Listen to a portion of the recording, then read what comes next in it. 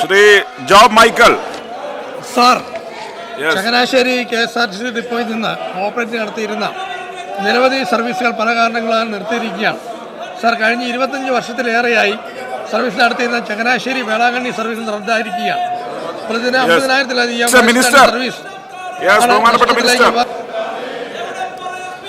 Sir, Velankanni ബസ്സിനെ കുറിച്ചാണ് അദ്ദേഹം പറഞ്ഞത്. ബസ് നിർത്തിയിട്ടില്ല, പക്ഷേ നഷ്ടമുള്ള ദിവസങ്ങളിൽ നമ്മൾ ഓടിക്കുന്നില്ല. റിസർവേഷൻ പോലും കിട്ടാത്ത ദിവസമാണ് ഓടിക്കാത്തത്. അതൊരു സൂപ്പർ ഡീലക്സ് ബസ്സാക്കി മാറ്റിയിട്ടാണ് ഇപ്പോൾ ഓടിക്കുന്നത്. അത് വേറെ ചങ്ങനാശ്ശേരിയിൽ നിന്ന് വാഹനങ്ങളൊന്നും വെട്ടിക്കുറച്ചിട്ടില്ല. കോവിഡിന് മുമ്പും ശേഷം വന്ന നഷ്ടം കൊണ്ട് വെട്ടിക്കുറച്ചതല്ലാതെ പുതുതായിട്ടൊന്നും വെട്ടിക്കുറച്ചിട്ടില്ല. പുതിയ സർവീസുകൾ തുടങ്ങാൻ കഴിയുമോ എന്ന് പരിശോധിച്ചിട്ട് തുടങ്ങാവുന്നു.